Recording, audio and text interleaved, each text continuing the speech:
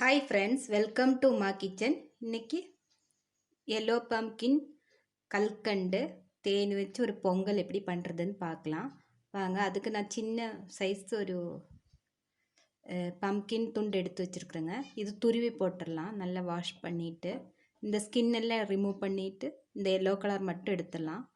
அப்புறம் அதுக்கு தேவையான பொருட்கள் சொல்கிறேங்க.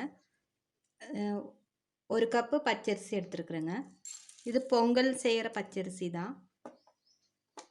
அப்புறம் கல்கண்டு ஒரு 1/3 கப் எடுத்துருக்குறேங்க. அரை கப்பு வெல்லம் எடுத்துருக்குங்க. அரை கப்பு கொஞ்சம் கம்மியாக தான் போடுறேன், ஏன்னா தேனும் சேர்த்துறோம், கல்கண்டும் சேர்த்துறோம். அப்புறம் 1/4 கப்பு தேன் எடுத்துருக்குறேங்க. இதில் வறுக்கிறதுக்காக முந்திரி, திராட்சை, கேஷ்யூ அண்ட் கிஸ்மிஸ் எடுத்துருக்குங்க.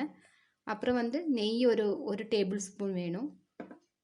ஒரு 5-6 ஏலக்காய் நுணுக்கி போட்டுடலாம். இவ்வளோதான் தேவையான பொருள். நான் இது டைரெக்டாக பண்ணல, குக்கரில் தான் பண்ண போகிறேன். இப்போ இது எப்படி பண்ணுறதுன்னு பார்க்கலாம். நான் ஃபஸ்ட்டு பம்ப்கின் க்ளீன் பண்ணிவிட்டு துருவிட்டு வந்துடுறேங்க. ஃப்ரெண்ட்ஸ், நான் இங்கே அரிசி நல்லா வாஷ் பண்ணி வச்சுருக்கேன் குக்கரில். இதில் பம்ப்கின் துருவி வச்சுருக்கிறேன், அதை போட்டுடலாம்.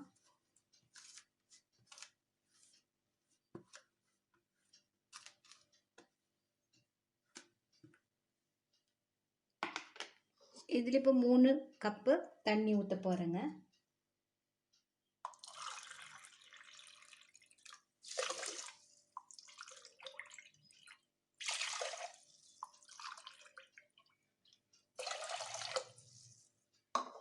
நல்லா கிளறி விட்டுடலாம். இப்போ கிளறி விட்டுடலாங்க. இது ஒரு 3லேருந்து 4 விசில் வரைக்கும் விட்டுடலாம். சீக்கிரம் ஆகிடும் இந்த பொங்கல். இப்போ பொங்கல் எல்லாம் வரப்போகுது, வித்தியாசமாக செய்யலாம், அதுக்காக தான் நான் இதை அப்லோட் பண்ணுறேங்க. இப்போ இது நல்லா வேகட்டும். வெந்த பிறகு நம்ம கல்கண்டு வெல்லம் போட்டு நல்லா கொதிக்க வச்ச பிறகு லாஸ்ட்டு இறக்கும்போது தேன் ஊற்றிட்டு முந்திரியும் திராட்சையும் நெய்யில் வறுத்து போட்டுடலாம். ஏலக்காய் நுணுக்கி போட்டுடலாம். தேன் சூடாகக்கூடாதுன்னு சொல்லுவாங்க, அதனால் லாஸ்ட்டு தேன் ஊற்றிடலாம். இப்போ இது 3 விசில் வரட்டுங்க, அது வரைக்கும் வெயிட் பண்ணலாம். கொஞ்சம் ஆவி மேலே வரட்டும், அப்புறம் வெயிட் போட்டுடலாம்.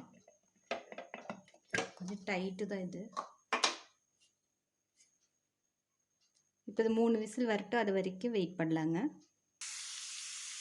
இப்போ ஒரு விசில் வந்துச்சுங்க. 3 விசில் வெயிட் பண்ணிடலாம். அப்புறம் நல்லா ஆறின பிறகு நம்ம ஓவனாக மிக்ஸ் பண்ண ஆரம்பிக்கலாம். என்னோடய சேனல் புதுசாக பார்க்குறவங்க இருந்தால் மறக்காமல் சப்ஸ்கிரைப் பண்ணுங்கள், லைக் பண்ணுங்கள், ஷேர் பண்ணுங்கள். இந்த ரெசிபி பிடிச்சிருந்தால் மறக்காமல் லைக் பண்ணுங்கள். எனக்கு கீழே கமெண்ட்ஸில் சொல்லுங்கள் எப்படி வந்திருக்குன்னு சொல்லிவிட்டு. பாருங்கள், 2வது விசில் வருது. இது ரொம்ப சிம்பிளாக பண்ணக்கூடிய ஒரு பொங்கல் ரெசிபி தான். இன்னொரு விசில் வரட்டுங்க, அது வரைக்கும் வெயிட் பண்ணலாம்.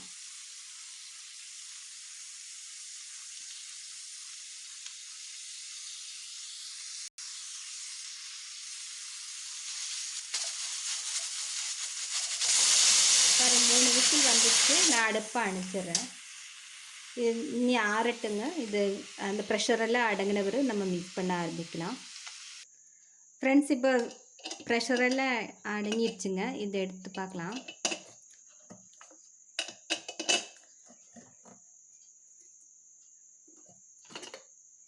பாருங்க, நல்லா வெந்திருக்கு.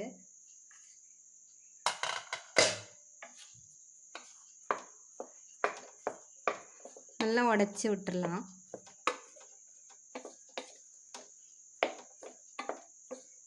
இது நல்லா குழையிற மாதிரி உடச்சி விட்டுருங்க. ஏன்னா இந்த கல்கண்டு வெல்லம் எல்லாம் போடும்போது மறுபடியும் அரிசி மாதிரி இருக்கும், வேகாத மாதிரி இருக்கும். அதனால் ஃபஸ்ட்டு நல்லா உடச்சி விட்டுருங்க. உடச்சி விட்ட பிறகு நம்ம அதை ஆட் பண்ணிக்கலாம். பாருங்கள், நல்லா குழைய வெந்திருக்கு.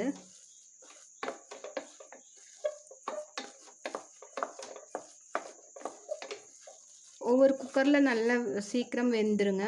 பார்த்து உங்கள் குக்கர் எப்படி பார்த்துட்டு நீங்கள் அதுக்கு தகுந்த மாதிரி விசில் வச்சுருங்க. எனக்கு இதில் சீக்கிரம் வெந்துடும். அதனால் அதாவது இந்த மாதிரி அகலமானதாக இருந்தால் சீக்கிரம் வெந்துருங்க. இந்த மாதிரி நீளமாக இருந்தால் வேகிறது கொஞ்சம் நேரம் எடுக்கும்.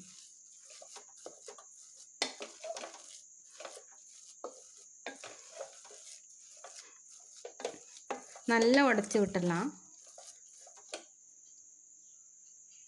ஃப்ரெண்ட்ஸ், இப்போ வந்து நல்லா உடச்சி விட்டுங்க. நல்லா குழைவாக ஆயிடுச்சு. இனி அடுப்பை பற்ற வச்சுட்டு வெல்லம் ஆட் பண்ணிக்கலாம். இது கல் இல்லாத நல்ல வெல்லம், அதனால நான் அப்படியே ஆட் பண்ணுறேங்க. சப்போஸ் உங்களுக்கு கல் இருக்கிற மாதிரி இருந்ததுன்னா பாவு மாதிரி காய்ச்சிட்டு ஊற்றிடுங்க. இதுலேருந்தே மெல்ட் ஆகிடும். கொஞ்சம் கொதிக்க விட்டுடலாம், கைவிடாமல் கிளறிடலாம். இதிலே இந்த கல்கண்டு ஆட் பண்ணிக்கலாம். ஸ்வீட் உங்களுக்கு எவ்வளோ ஸ்வீட்னஸ் வேணுமோ அதுக்கு தகுந்த மாதிரி நீங்கள் போட்டுக்குங்க.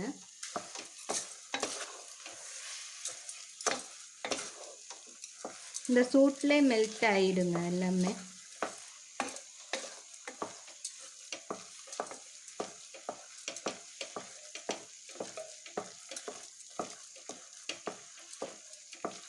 ரொம்ப சுவையாக இருக்கும். எல்லோரும் செஞ்சு பாருங்கள். நம்மளுக்கு அந்த வெல்லம் கரைஞ்சாலே போதும், அந்த அளவுக்கு சூடு பண்ணாலே போதும். கல்கண்டு அங்கங்கே கடிப்பட்டாலும் நல்லாயிருக்கும் சாப்பிடும்போது.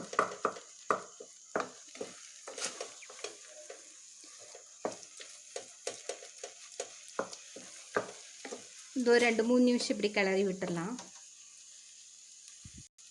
ஃப்ரெண்ட்ஸ், வெல்லமெல்லாம் நல்லா கரைஞ்சிச்சு. நான் இப்போ ஏலக்காய் நுணுக்கினது போடுறேங்க.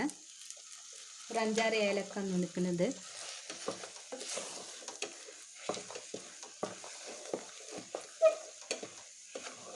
இப்போ அடுப்பு ஆஃப் பண்ணிடலாம். இப்போ வந்து தேன் ஊற்றிடுங்க.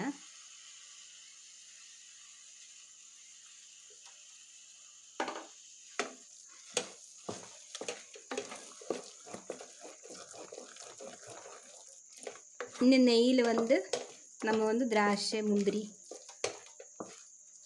அதெல்லாம் நல்லா செவக்க வறுத்து இதில் ஆட் பண்ணிக்கலாம். கொஞ்சம் நெய் ஜாஸ்தி ஊற்றணுங்க, அப்போ பொங்கல் ரொம்ப நல்லாயிருக்கும்.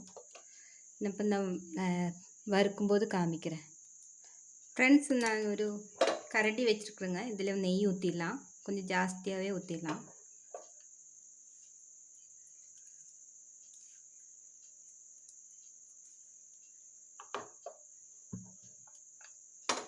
போதும், ஒரு 1.5 டேபிள் ஸ்பூன் அளவுக்கு வரும். இதில் முந்திரி திராட்சை வறுத்துடலாம். ஃபஸ்ட்டு முந்திரியை போட்டுடலாம். கேஷ்யூ போட்டு அது திராட்சை சீக்கிரம் வறுபட்டுரும். அதனால் இதை போட்டு கொஞ்சம் செவந்ததையும் திராட்சை போட்டுடலாம். நான் இப்போ கொஞ்சம் தான் எடுத்துருக்கேங்க. நான் இனிப்பு பார்த்து எங்களுக்கு கரெக்டாக இருந்துச்சு. நீங்கள் உங்களுக்கு ஜாஸ்தி வேணும்னா ஜாஸ்தி போட்டுக்குங்க. ரொம்ப சுவையாக இருந்தது. அந்த அரசாணி காய் இருக்கிறதே தெரியல. Yellow pumpkin.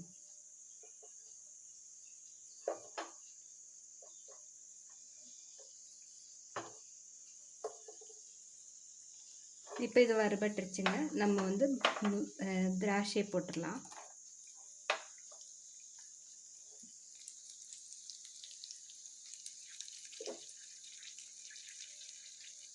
ஸ்லிம்மில் வச்சு கொஞ்சம் மேலால் பிடிச்சாலே கரெக்டான பதத்தில் அது வந்து ஃப்ரை ஆகிடும்.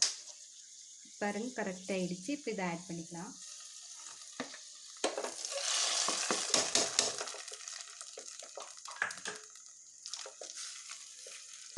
நம்மளுக்கு சுவையான பம்கின் கல்கண்டு ஹனி பொங்கல் ரெடி ஆகிடுச்சு. எல்லோரும் இந்த பொங்கலுக்கு இதை ட்ரை பண்ணுங்கள். உங்கள் கமெண்ட்ஸ் எனக்கு மறக்காமல் சொல்லுங்கள். இப்போ நான் சர்வ் பண்ணிவிட்டு உங்களுக்கு காமிக்கிறேன். ஃப்ரெண்ட்ஸ், இப்போ நம்மளுக்கு வந்து பொங்கல் ரெடி ஆகிடுச்சு. இது எல்லோரும் செஞ்சு பார்த்துட்டு உங்கள் கமெண்ட்ஸ் எனக்கு மறக்காமல் சொல்லுங்கள். ரொம்ப ஈஸியாக சிம்பிளாக பண்ணக்கூடிய ஒரு பொங்கல் ரெசிபி நான் இந்த மாதிரி சர்வ் பண்ணியிருக்கிறேன். எல்லாருக்கும் பிடிச்சிருக்குன்னு நினைக்கிறேங்க. இந்த வீடியோ பார்த்ததுக்கு ரொம்ப தேங்க்ஸ்.